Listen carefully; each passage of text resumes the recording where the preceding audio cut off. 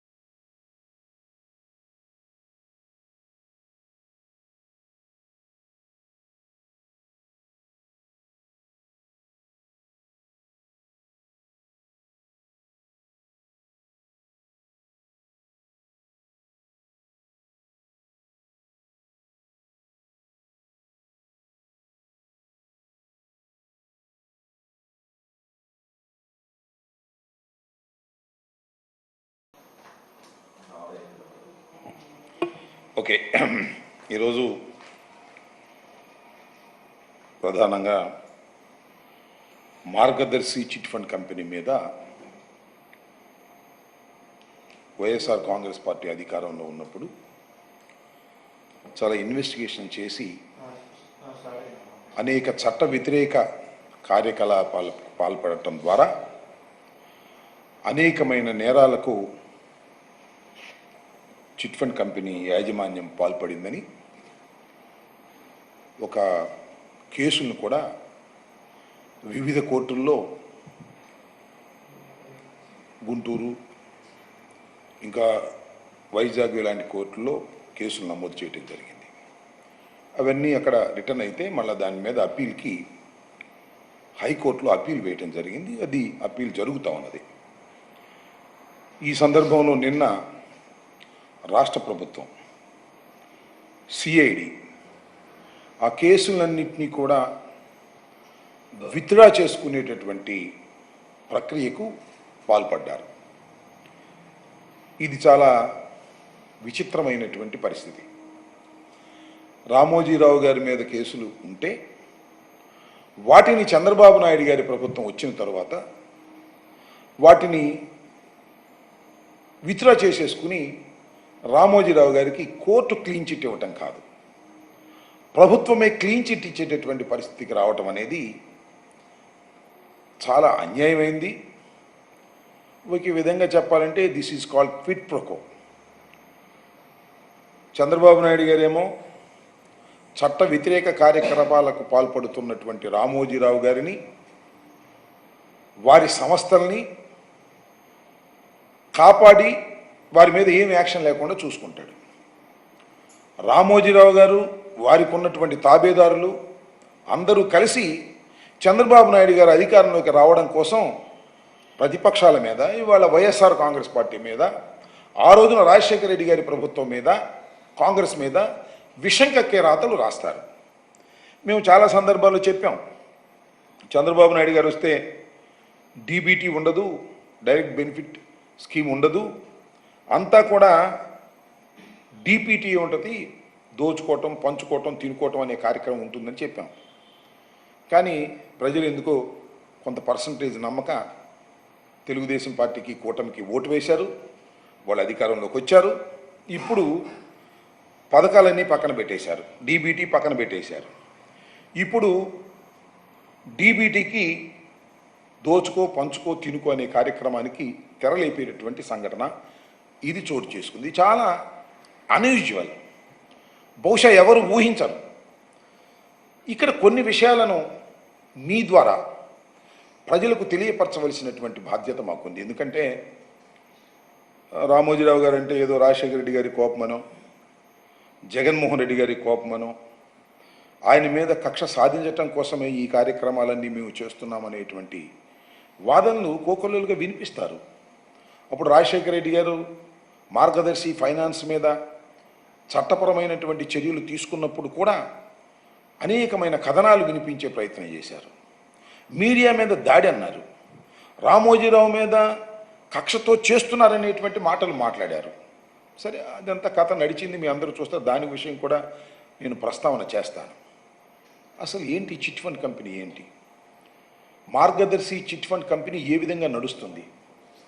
అసలు ఈ దేశంలో చిట్ ఫండ్ కంపెనీలు ఏ విధంగా నడవాలి? 1982 చట్టం ప్రకారం, చిట్ ఫండ్ యాక్ట్ ప్రకారం, రిజర్వ్ బ్యాంక్ ఇచ్చేటువంటి చిట్ ఫండ్ యాక్ట్ ప్రకారం చిట్ ఫండ్ కంపెనీ నడవాలి, నడిచి తీరాలి. నడవకపోతే అవి చట్ట వ్యతిరేకంగా వాటిని డిక్లేర్ చేసి క్లోజ్ చేసినటువంటి సందర్భాలు ఉన్నాయి. రామోజీరావు గారు పెట్టినటువంటి మార్గదర్శి చిట్ ఫండ్ కంపెనీ అనేది చట్టపరంగా నడుస్తుందా లేదా? నడవటం లేదు. తరో ఎంక్వైరీ చేసిన తర్వాత సిఐడి అందరినీ విచారించిన తర్వాత ఒక నిర్ణయానికి వచ్చింది, సాక్ష్యాధారాలను సేకరించింది. చిత్రం ఏంటంటే, ఒక చిట్ ఫండ్ కంపెనీ నడిపేటప్పుడు ఒక చిట్టుని మనం ఫ్లోట్ చేసినప్పుడు, ₹1 కోటి చిట్టును మనం ఫ్లోట్ చేస్తాం. ఫ్లోట్ చేసినప్పుడు దానికి ఒక ప్రత్యేకమైన అకౌంట్ పెట్టాలి. ఆ అకౌంట్లో ఈ చిట్టు వసూలు చేసిన డబ్బులు ఆ అకౌంట్లో వేయాలి. అక్కడే ఉండాలి తప్ప మరొక అకౌంట్లో వేయటానికి వీల్లేదు, ట్రాన్స్ఫర్ చేయడానికి వీల్లేదు. ₹1 కోటి చిట్టుకి అలాగే చేయాలి. అలా ఎన్ని చిట్లు ఓపెన్ చేస్తే అన్ని చిట్లకి అన్ని అకౌంట్స్ ఓపెన్ చేయాలి. ఇవన్నీ కూడా అకౌంట్స్లోనే ఉండాలి తప్ప అటు ఇటు మారకూడదు.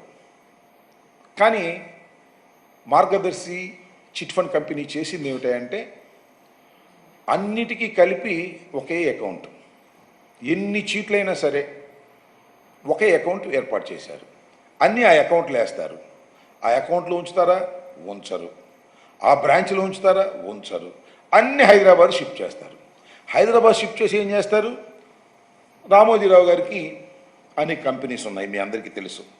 Usha Kiran movies, Ramoji film city, Dolphin hotels, Priya foods, Eenadu ఇక్కడే కాదు, చాలా రాష్ట్రాల్లో కూడా ఉంది.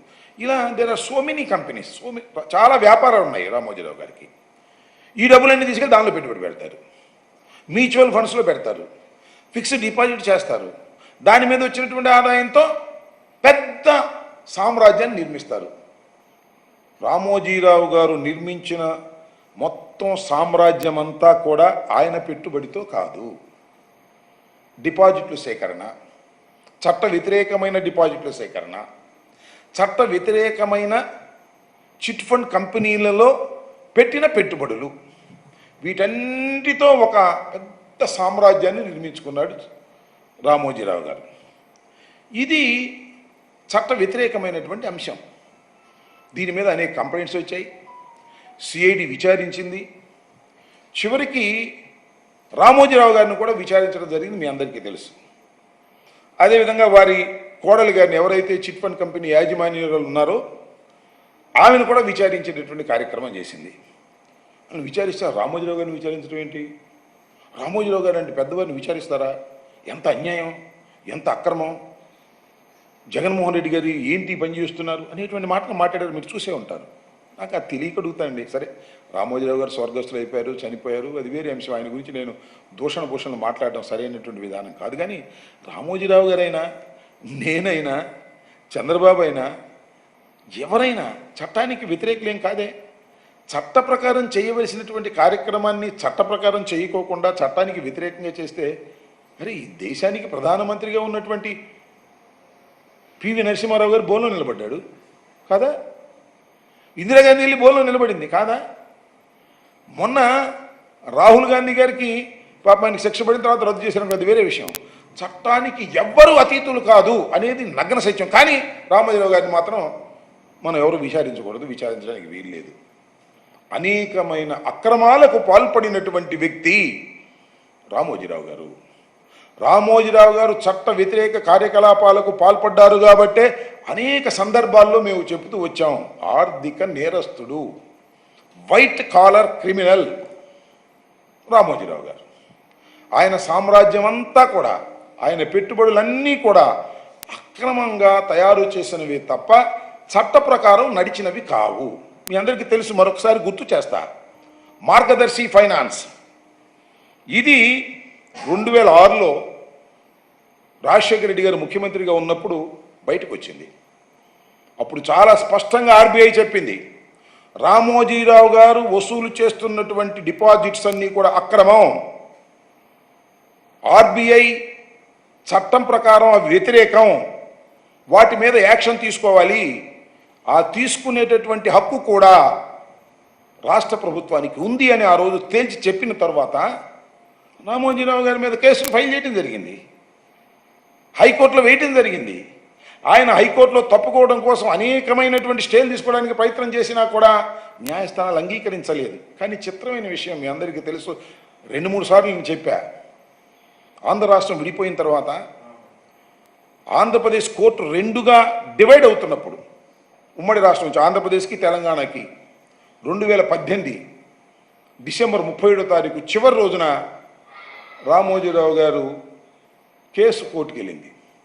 ఎట్లా వెళ్ళిందో తెలియదు, వెళ్ళింది, అది కొట్టేశారు.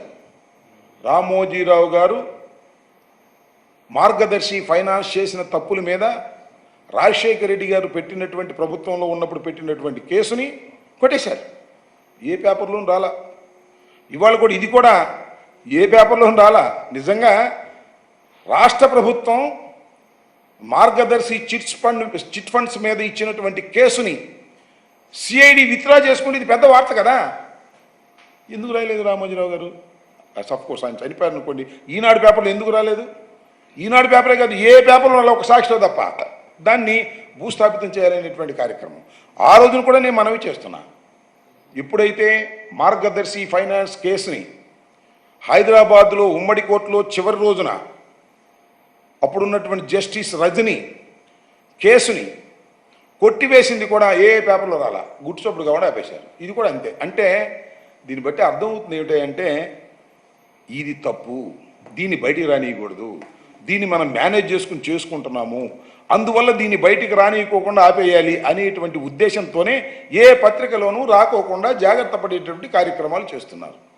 ఇవాళ కూడా దురదృష్టవశాత్తు ఒక చట్ట వ్యతిరేక కార్యకలాపాలకు పాల్పడుతున్నటువంటి మార్గదర్శి చిట్ ఫండ్స్, చాలా మీరు చూశారు. మార్గదర్శి చిట్ ఫండ్స్ ఇప్పుడు చిట్లు లేవు, ఎందుకంటే చట్ట వ్యతిరేకంగా చేస్తూ ఉంటే రిజిస్టార్స్ ఇవ్వలేదు, పర్మిషన్ ఇవ్వలేదు. ఏ చీటీకి ఆ చీటీనే వాళ్ళు అడిగారు, అయ్యా మార్గదర్శి chit fund company, RBI chit fund company chit fund acts ప్రకారం 1982 ప్రకారం నడుస్తుందని మీరు నిరూపిస్తేనే మేము ఇస్తామన్నారు. అందుకని ఆగిపోయినాయి, డిపాజిట్స్ కూడా రాలేదు, డిపాజిట్లకు ఇవ్వలేనటువంటి పరిస్థితి ఏర్పడింది. అంత గందరగోళం ఏర్పడినటువంటి సంస్థ ఆల్మోస్ట్ ఆల్ దివాళా తీసే పరిస్థితికి వచ్చేసింది, చట్ట ప్రకారం నడవడం లేదు. ఇవాళ చంద్రబాబు నాయుడు గారు వచ్చి క్విట్ ప్రోకో మమ్మల్ని రక్షించడానికి రామోజీరావు గారు ఉన్న కాలంలో ప్రయత్నించారు. ఇప్పుడు రామోజీరావు గారి తదనంతరం వచ్చిన మేనేజ్మెంట్ కూడా మమ్మల్ని కాపాడుతుంది. కాబట్టి దీన్ని మనం విత్డ్రా చేసేసుకుందాం అనేటువంటి పరిస్థితుల్లోకి వెళ్ళి అర్ధంతరంగా ఉన్నటువంటి కేసుని సిఐడి విత్డ్రా చేసుకోవటం అనేది చాలా ఘోరమైనటువంటి అంశం. అయితే నేను మనవి చేస్తున్నా, ఈ సందర్భంలో చంద్రబాబు నాయుడు గారికి మనవి చేస్తున్నా, రామోజీకి సంబంధించినటువంటి వారి కుటుంబ సభ్యులకి మనవి చేస్తున్నా, మీరు విత్డ్రా చేసుకున్నంత మాత్రం కేసు పోద్దని అనుకోమాకండి. ఆ రోజున ఉమ్మడి హైకోర్టులో జస్టిస్ రజనీ గారు కొట్టేసినా ఉండవల్లి అరుణ్ కుమార్ అనే వ్యక్తి అది తెలుసుకొని సంవత్సరం తర్వాత సుప్రీంకోర్టుకి వెళ్ళాడు.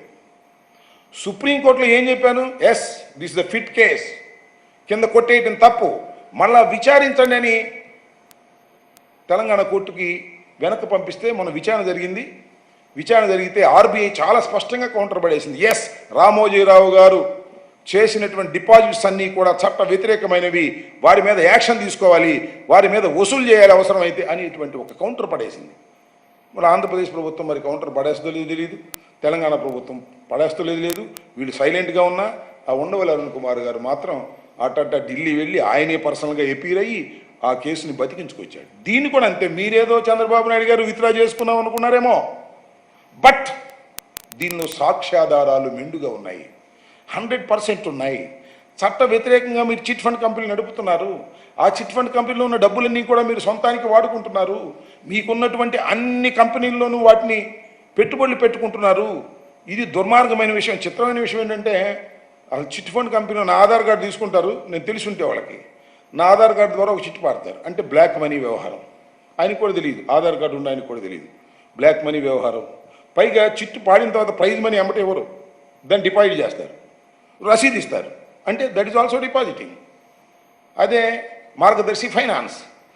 ఈ విధంగా చట్టాలను మొత్తాన్ని ఉల్లంఘించినటువంటి వ్యక్తులు రామోజీరావు గారి ఫిలిం సిటీ, రామోజీరావు గారికి సంబంధించినటువంటి కుటుంబం అని మనవి చేస్తున్నాం. అలాంటి కేసుని వాళ్ళ పగడ్బందీగా విచారణ చేసి సాక్ష్యాధారాలను సాధించి కేసు పెట్టడానికి ముందుకు వెళుతున్నటువంటి తరుణంలో చంద్రబాబు నాయుడు గారు ఆ కేసుల్ని విత్డ్రా చేసుకుని రామోజీరావు గారికి సహాయపడాలనేటువంటి పరిస్థితుల్లో, వారి కుటుంబానికి సహాయపడాలనే పరిస్థితుల్లో, కోర్స్ రామోజీరావు గారు చనిపోయారనుకోండి, దానికి మార్గదర్శికి సహాయం చేయాలి, ఈనాడుకు సహాయం చేయాలనేటువంటి ఒక దురుద్దేశంతో ముఖ్యమంత్రి స్టేటస్లో ఉన్నటువంటి వ్యక్తి ఈ రకంగా చేయటం ఏమని ప్రమాణ స్వీకారం చేస్తాం మనం? బంధు ప్రీతిని వెండి పక్కన పెడతా ఉన్నాం. మరి ఇది ఏ ప్రీతితో చేస్తున్నాడో నాకు తెలియదు. ఇది చాలా దారుణమైనటువంటి నిమిషం.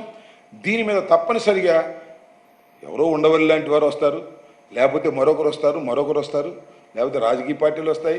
ఖచ్చితంగా దీన్ని ఖండించాలని రాజకీయ పక్షాలు కూడా దీని మీద న్యాయ పోరాటం భవిష్యత్తులో కొనసాగుతుందని నేను అభిప్రాయపడుతున్నాను. కాబట్టి రామోజీరావు గారు ఈ రకంగా చేసినటువంటి అనేకమైనటువంటి చట్ట వ్యతిరేక కార్యకలాపాలన్నిటికీ కూడా ఖచ్చితంగా ఏదో ఒక రోజున సమాధానం చెప్పవలసి ఉంటుంది. అంటే నేను ఇక్కడ ఇంకో విషయం, చాలా చాలా చక్కగా మేనేజ్ చేసుకోగలిగినటువంటి కెపాసిటీ ఉంటుంది రామోజీరావు గారి కుటుంబానికి కానీ, చంద్రబాబు నాయుడు గారికి కానీ, వీళ్ళందరికీ కూడా అలా మేనేజ్ చేసుకుని ముందుకు వెళుతున్నారు తప్ప నేరాల నుంచి బయట కొట్టేంచుకుని వచ్చేటువంటి పరిస్థితి లేదు. దాన్ని ప్రజలు గమనించాలని, ముఖ్యంగా చిట్ ఫండ్ కంపెనీలు చాలామంది నడుపుతున్నారు కదా ఇవాళ రాష్ట్రంలో, వారికి ఒక న్యాయం, రామోజీరావు గారు ఒక న్యాయమా చెప్పండి. నేను ఇంకో మాట చెప్తా, చంద్రబాబు నాయుడు గారికి విజ్ఞప్తి చేస్తున్నా, సిబిఐ మన రాష్ట్రానికి రావడానికి వీలేదని ఒక చట్టం చేశారు, మనం తీశారనుకోండి మళ్ళా. అలాగే చిట్ ఫండ్ కంపెనీ యాక్ట్ 1982 మా రామోజీరావు గారికి వర్తిందని చెప్పానండి, ఒక చట్టాన్ని తీసుకున్నామండి, ఎవరికి అభ్యంతరం లేదు. ఈ రాష్ట్రంలో నేను మనవి చేస్తున్న, ఈ రాష్ట్రంలో అనేకమైన కార్యక్రమాలు, మీరు ఇచ్చినటువంటి హామీలు, వాటిని నెరవేర్చాలి. అవి నెరవేర్చడం పోయి ఎట్టా రామోజీరావు గారిని కాపాడుకుందాం, ఎలా అవినీతి పనులను కాపాడదాం, ఎవరైతే నాకు ఎన్నికల్లో సహాయం చేశారో వాళ్ళని కాపాడుకుందాం అనేటువంటి ఒక దుర్భూతితోనే ఈ ప్రభుత్వాన్ని నడుపుతున్నారు తప్ప చట్టానికి అనుకూలంగా ఈ ప్రభుత్వాన్ని నడపడంలో విఫలమవుతున్నారు చంద్రబాబు నాయుడు గారు. ఎన్నున్నాయండి మీరు ఇచ్చినటువంటి వాగ్దానాలు? తల్లికి వందనం శ్రీమతి రమారమణ గోవిందో, రైతు భరోసా శ్రీమతి రమారమణ గోవిందో, వాలంటీర్లు ఏమన్నా రేస్ వాలంటీర్లు అందరూ కూడా ఉంటారు, వాళ్ళకి 5,000 కాదు 10,000 ఇస్తా అన్నావు, ఉన్న ఉద్యోగం పోగొట్టావు. ఎన్నో హామీలు ఇచ్చి వాటినన్నింటినీ నెరవేర్చవలసినటువంటి మీరు హామీలన్నీ తొంగలో దొక్కి రామోజీరావు గారిని కాపాడదామా, వారి కుటుంబాన్ని కాపాడదామా, లేకపోతే తనకు సహాయం చేసినటువంటి ఈ దుష్ట చతుష్టయాన్ని కాపాడుకుందామా, వాళ్ళని దోచుకుని పంచుకొని తిందామా అనేటువంటి ధోరణిలో ఇవాళ చంద్రబాబు నాయుడు గారి ప్రభుత్వం పనిచేస్తుందని దీన్ని బట్టి మరింత క్లియర్గా అర్థమవుతుంది.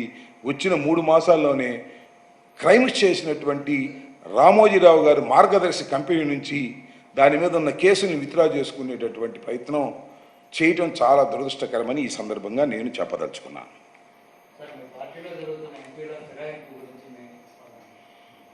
ఎంపీలు ఫిరాయింపులు ఇద్దరు ఎంపీలు రాజీనామా చేసినట్టుగా నేను వచ్చాము.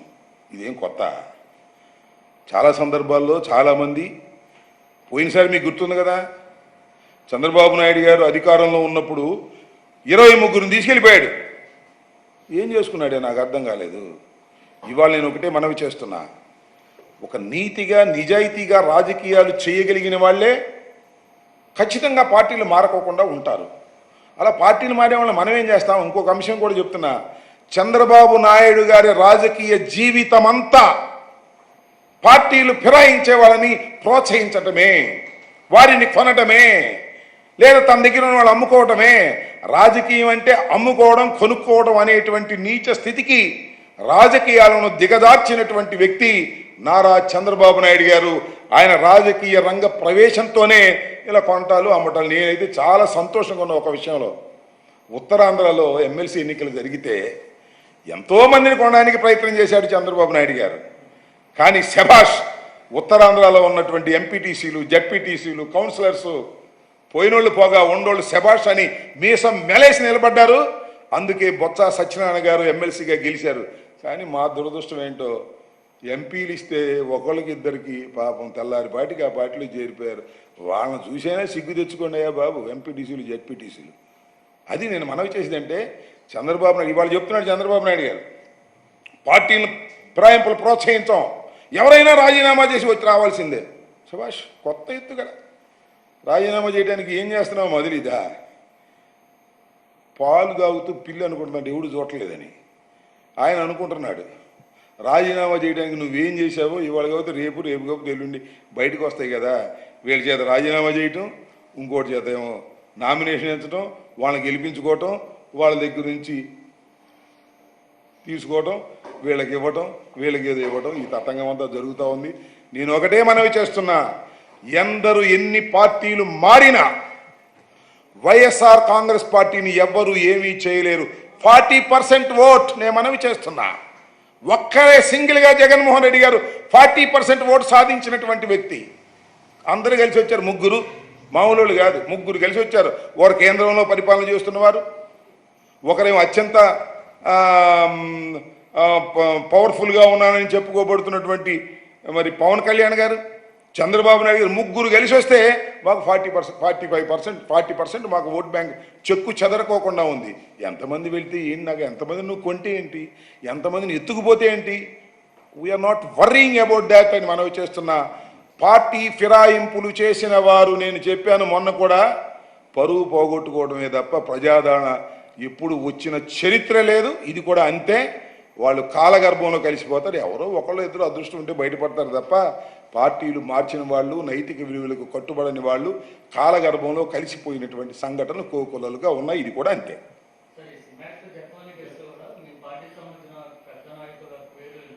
పెద్ద నాయకుల పేర్లు ఎవరబ్బా ఆయన? అదే ఈనాడులో రాస్తున్నారు, ఈనాడు, ఆంధ్రజ్యోతిలో ఎవరు, మా సజ్జల రామకృష్ణారెడ్డి గారి పేరు రాస్తున్నారు. కాదంబరి నరేంద్ర కుమార్ జత్వాని అంటామి. ఆ కథ ఏంటో నాకు అర్థం కాల. మొత్తం ఈనాడు, ఆంధ్రజ్యోతి, తెలుగుదేశం మొత్తం సజ్జల రామకృష్ణారెడ్డి గారి మీద పడిపోతున్నారు. ఈయన సజ్జల రామకృష్ణ గారు ఏం చేశాడే? జగన్మోహన్ రెడ్డి గారు సన్నిహితంగా ఉన్నాడు. నేను ఇంకోటి మనవి చేస్తున్నా, ఆయన బ్యాక్గ్రౌండ్ కమ్యూనిస్ట్ బ్యాక్గ్రౌండ్, ఒక జర్నలిస్టు, సాక్షిలో పనిచేశారు. అప్పటి నుంచి నాకు తెలుసు, ఉదయంలో పనిచేసినప్పటి నుంచి కూడా నాకు తెలుసు. ఆయన మీద ఎంత అక్కసు విలపించుతున్నారయ్యా. ఆయన ఏదో చేసేసి ఆయనకి ఏం సంబంధం అని నేను అడుగుతా ఉన్నా. ఆయనకి ఏం సంబంధం ఈ కేసులో? ఈ జత్వాని కేసు కుక్కతోక పట్టుకొని గోదావరి ఎదాలనుకుంటున్నారు. చూద్దాం ఏం జరిగిద్దో.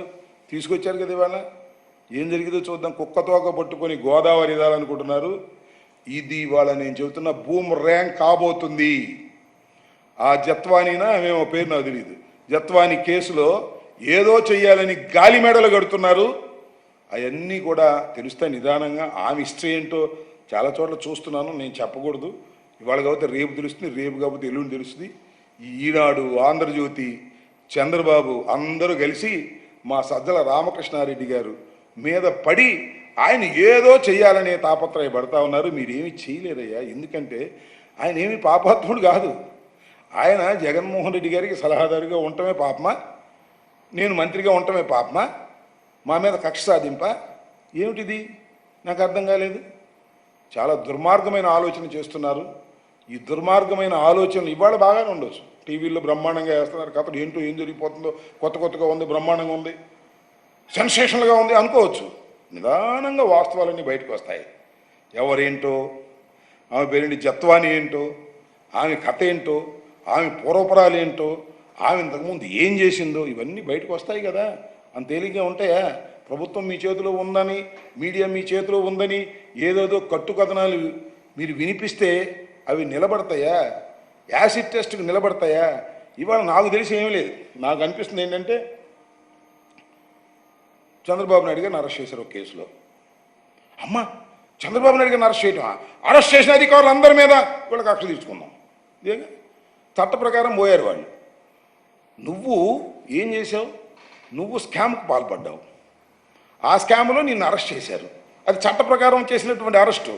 అరెస్ట్ చేయడానికి ఉన్నటువంటి అధికారుల మీద, అరెస్ట్ చేయడానికి దోహదం చేసినటువంటి అధికారుల మీద, వారందరి మీద కక్ష తీర్చుకోవాలనేటువంటి ఆలోచన నేను చాలా చిత్రంగా చూస్తున్నానయ్యా.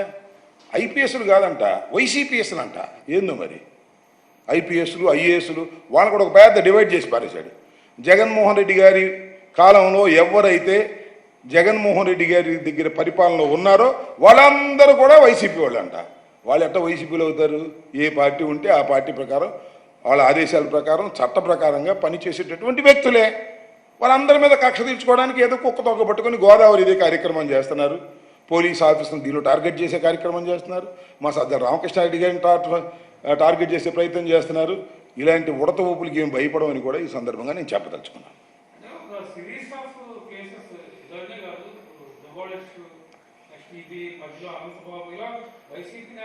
ఏముంది ఇప్పుడు దువ్వాడ సీను, అనంతబాబు, లేకపోతే నా మీద పెట్టిన కేసు, నా మీద పెట్టిన ఏంటి నాకు అర్థం కాల. గాలిలో బీగడం తప్ప ఏమైనా ఉందా? దువ్వాడ సీను అందరికి తెలిసిన విషయమే కదా. ఏం లేదు, పాత కేసులు తవ్వటం, దానిలో ఏమన్నా పెట్టడం. ఆ బాలకృష్ణ కాల్పుల కేసు కూడా తవ్వుతారేమో నాకు అర్థం కాల. మరి ఇవాళ నాకు అవనగడ్డలో డాక్టర్ శ్రీహర్రావు అని మాకు కూడా బాగా తెలుసు. ఆయన పాపం చనిపోయాడు. ఆ కేసులో సింహాద్రి రమేష్ను పెట్టాలని ఇప్పుడు మళ్ళీ సిఐడికి ఇచ్చారు. అంటే పాత కేసులు తవ్వి దానిలో ఎవరినో ఇతికించాలని. ఇదంతా ఒక గెలిచిన ఉత్సాహంలో కళ్ళు బైర్లు గమ్మి పోలీసులు వాళ్ళు చెప్పినట్టు ఇంటారేమోననే ఉద్దేశంతో కేసులు పెట్టేటటువంటి కార్యక్రమం, రోపలు పెట్టేటటువంటి కార్యక్రమం చేస్తున్నారు. ఇవాళ మా ఎమ్మెల్యేలను టార్గెట్ చేశారు కదా, మా పిల్లల రామకృష్ణారెడ్డిని రోపలు పెట్టారు. ఆ కేసు ఏంటో తెలుసా మీకు? అసలు గాయం లేదు, 307 ఎదుటివాడికి గాయం లేదు. కేసు కూడా ఎప్పుడు పెట్టారు? సంఘటన జరిగిన 10 రోజులు కేసు రిజిస్టర్ చేశారు. ఆ కేసులు ఈయన పెట్టారు. సుమారుగా 2 నెలల పైచులకు ఆయన్ని రోప నుంచేటటువంటి కార్యక్రమం చేశారు. మేనేజ్మెంట్ అంటే ఏ విధంగా మేనేజ్మెంట్? సీడీ పంపరు, ఇన్వెస్టిగేషన్ అంటారు, పర్సన్ పిలవాలి, ఆయన కస్టడీలోకి తీసుకోవాలంటారు. ఇట్లా డ్రాగ్ అండ్ చేసి ఆయన అరెస్ట్ చేసేటువంటి పద్ధతి. అలాగే మన రమేష్ వాళ్ళ అబ్బాయిని రాజుని రోపలు పెట్టే కార్యక్రమం. అదేవిధంగా తెలుగుదేశం ఆఫీస్ మీద జరిగిన దాడిలో ఇప్పుడు కొత్తగా కొంతమందిని చేర్చడం, అప్పిరెడ్డిని వాళ్ళని చేర్చడం, వాళ్ళ మీద యాక్షన్ తీసుకునే కార్యక్రమం. అలాగే శ్రీహరిరావు గారు చనిపోతే డాక్టర్ గారు ఆ కేసులో ఇవాళ రమేష్ని పెట్టడం. ఇట్లా అందరినీ కేసుల్లో పెట్టి భయపెట్టాలని ప్రయత్నం చేస్తున్నారు. ఇవన్నీ బూమరాంగ్ అవుతాయి. వాస్తవాలు ఉంటే ఎవరినైనా చేయొచ్చు, తప్పలేదు. మర్డర్ చేస్తే వాళ్ళని ఖచ్చితంగా లోపల వేయాల్సిందే. ఒక 307 ఉంటే వాళ్ళని తప్పనిసరిగా లోపల వేయాల్సిందే. వాయిస్ చేసి కేసుల్ని వేసి ఏదో బెదిరించాలని మీరు చేసే ప్రయత్నాలు నిలబడతాయా? నిలబడవు. కాలగర్భంలో అన్నీ కూడా తెలుస్తాయి. చరిత్ర చెప్పిన సత్యాలు ఇవన్నీ కూడా గుర్తుపెట్టుకోమని మనం చేస్తున్నాం.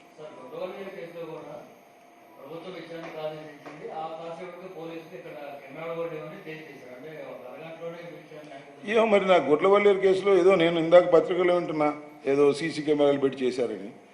దాని మీద ఏంటో నాకైతే ఐ హ్యావ్ నో డీటెయిల్స్. చూద్దాం ఏం జరిగిందో. ఓకే.